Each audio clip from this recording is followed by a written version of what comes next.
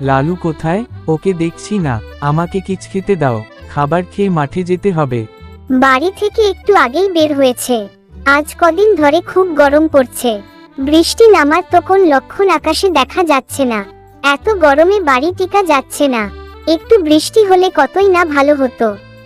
দেখে আসি সবজি ক্ষেতের অবস্থা। এই ভ্যাপসা গরমে জীবন যেন অতিষ্ঠ হয়ে উঠেছে। বাড়ির টিকতেই পারছি না।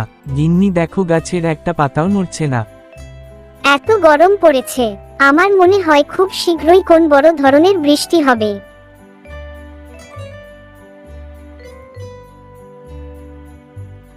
মোল্লু সাহেব, কেমন আছেন? এই গরমে একা একা কোথায় যাচ্ছেন? সঙ্গে যে কাউকে দেখছি না। কোথায় আর যাব, বাড়ি থেকে একা একা হাঁটতে বের হলাম। তা তোমার দিনকাল কেমন চলছে? সে আপনাদের আশীর্বাদে ভালোই চলছে। স্ত্রী সন্তান নিয়ে ভালোই আছি। বেশ ভালো। শোনো, এবার কিন্তু ধারের টাকাগুলো পরিশোধ করে দিও। অনেক দিন ধরে বাকি টাকা এখনো পরিশোধ করনি। এবার তা হবে না। এবার উপর আল্লাহ মুখ তুলে তাকিয়েছেন। এবার ভালো ফসল হয়েছে, সেগুলো বিক্রি করে আপনার টাকা সব পরিশোধ করে দিব। দেখো, এবার কিন্তু তোমার আর কোন অজুহাত শুনবো না। তুমি বারবার কোন না কোন অজুহাতে আমার টাকা দিয়ে দাওনি। এবার ফসল ভালো হোক বা খারাপ হোক তাতে আমার কিছু যায় আসে না। আমার টাকা ফেরত চাই। ঠিক আছে মোল্লু সাহেব, এবার সবার আগে আপনার ধারের টাকা শোধ করব, কথা দিলাম।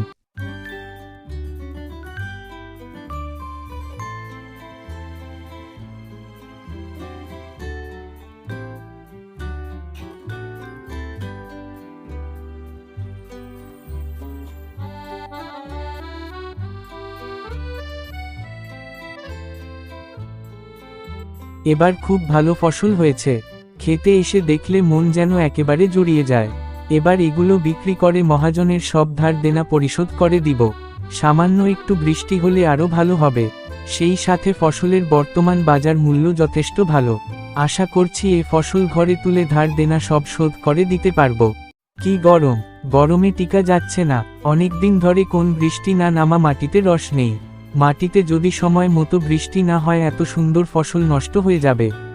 এদিকে বৃষ্টি আসার কোন লক্ষণ দেখা যাচ্ছে না। না খেতে আর থাকতে পারছি না। গাছতলায় যে একটু জিরিয়ে আসি।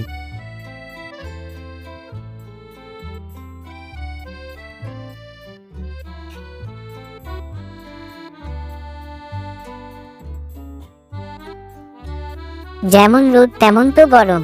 হাঁটতে হাঁটতে একেবারে হাঁপিয়ে উঠেছি।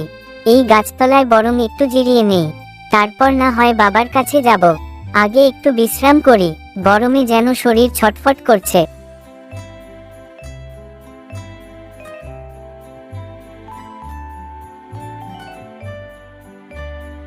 যে গরম পড়েছে, যদি একটা বৃষ্টি হতো তাহলে কতই না ভালো হতো। বৃষ্টির অভাবে পথঘাট, ফসলের মাঠ, পশু পাখি সবকিছু যেন হাহাকার করছে।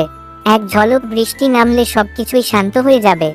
বৃষ্টি হবে গো, খুব বড় বৃষ্টি হবে। দেখছো না কত গরম পড়েছে। বৃষ্টির জন্য আরো একটু অপেক্ষা করো, দেখবে সময় মতো বৃষ্টি হবে।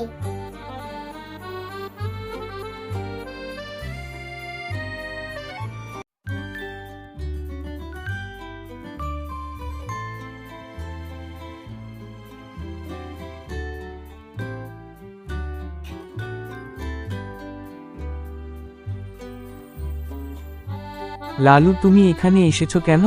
এই রোদে গরমের ভিতর মাঠে আসতে বলেছে কে? বাবা, আমি তো এমনি এসেছি। বাড়িতে মা বলছিল তুমি নাকি আমাকে খুঁজছো, তাই হাঁটতে হাঁটতে মাঠের দিকে চলে এলাম।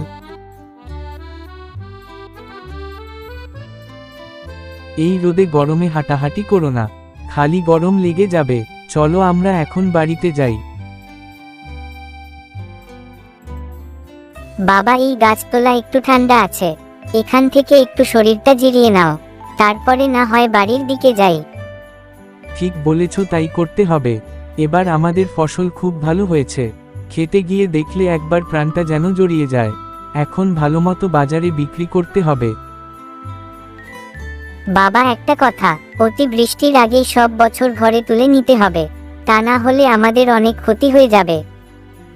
সে তুমি ঠিক বলেছ বাবা।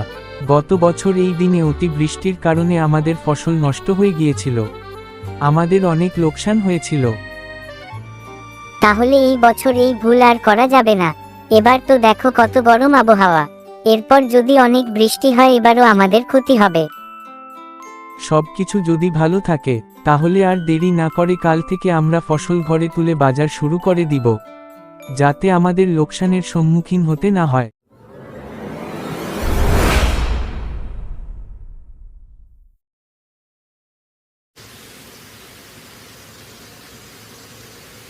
আকাশে মেঘ ঘনিয়ে এসেছে, একটু বৃষ্টি হলেই ভালো হবে।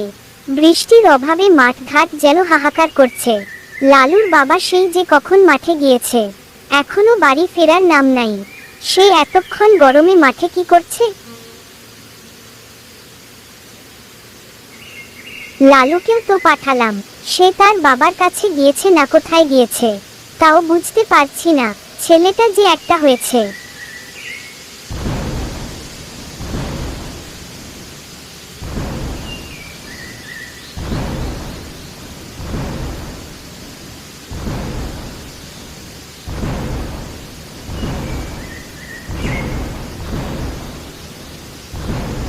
আমার খুব বড় দুশ্চিন্তা হচ্ছে। চারিদিকটা কালো মেঘে ঘনিয়ে আছে, বিদ্যুৎ চমকাচ্ছে, মনে হয় এখনই বৃষ্টি হবে। এদিকে লালু আর তার বাবার কোন খবর নাই।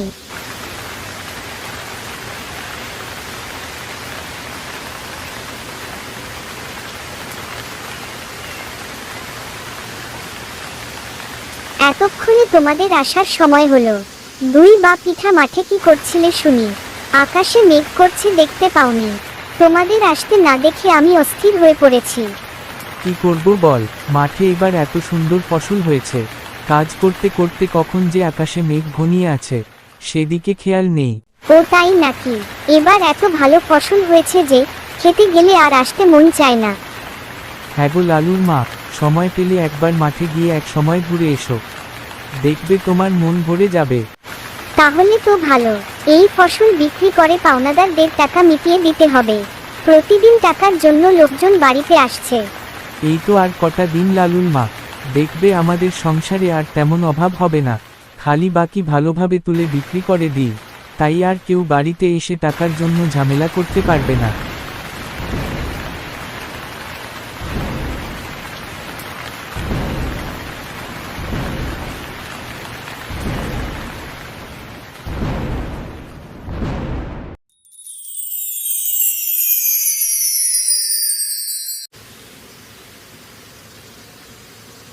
তুমি এভাবে ঘরে বসে থাকলে চলবে?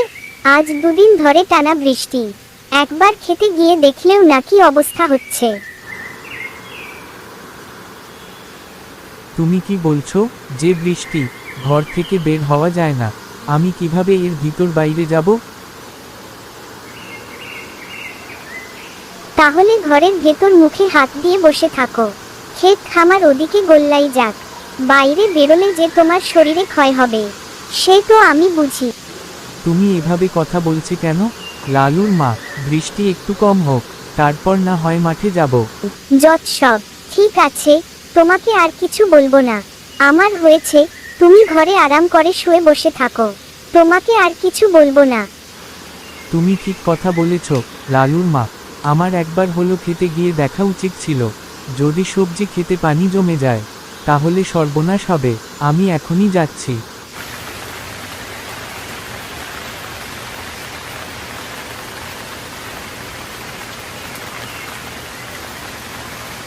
হায় আল্লাহ, দুদিনের বৃষ্টিতে আমার একই সর্বনাশ হলো।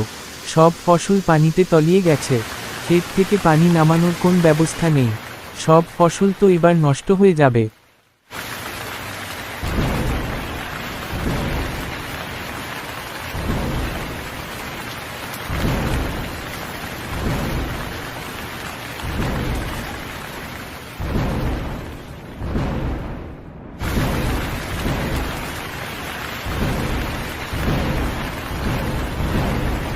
আমার কি সর্বনাশ হলো!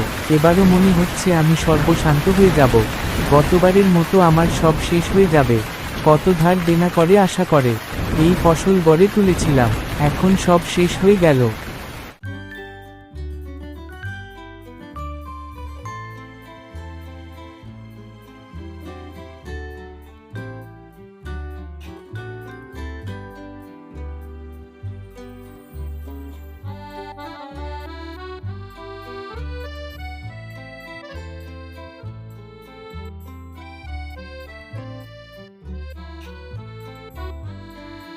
কি হয়েছে? খেতে গিয়ে কি দেখলে? পানি জমে যায়নি তো? তোমার কি হয়েছে? কথা বলছো না কেন? মাঠ থেকে ফেরার পর তোমার মন মেজাজ ভালো দেখছি না, কি হয়েছে আমাকে বল।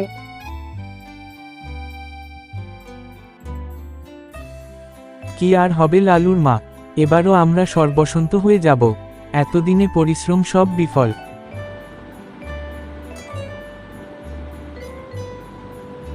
এসব কি কথা বলছো তুমি? আমি তো কিছুই বুঝতে পারছি না। পানিতে ফসল তুলে যায়নি তো? সে আর বলার বাকি আছে? গত বছরের মতো এইবারও আমাদের সব শেষ ফসল পানিতে চলে গেছে। আর এমনিতে খেতে অনেক পানি জমে আছে। এ তুমি কি বলছো? হায় আল্লাহ, এ তুমি কি করলি? এত ধার দেনা করে ফসল ফলানো হয়েছে, এক বৃষ্টি দিয়ে সব শেষ করে দিল। জমি থেকে যদি পানি বের করার কোন উপায় থাকতো তাহলে তেমন ক্ষতি হতো না, কিন্তু এখন কোন পথ নেই। তোমাকে বারবার বলেছিলাম মানুষের থেকে ধার দে না করো না মাঠে ফসল করতে, আমার কথা শুনলে না। এখন সামলাও ঠেলা। আজ মহাজনের সাথে দেখা হয়েছিল, সে তার সব টাকা ফেরত দিতে বলেছে। আমি বলেছিলাম ফসল বিক্রি করে সব আমি দিয়ে দিব, কিন্তু এখন তো ফসল সব চলে গেছে। এখন কি করে মানুষের ধার দেনা মিটাবো? আমি তো কিছুই ভেবে পাচ্ছি না। বাবা মা, তোমরা এত চিন্তা করছো কেন? এই তো বৃষ্টি থেমে গেছে, আবহাওয়া ভালো হয়ে গেছে, দেখবে আমাদের ফসলের তেমন ক্ষতি হবে না। একটু ধৈর্য ধরো, দেখবে আগের মতো সব ঠিক হয়ে যাবে।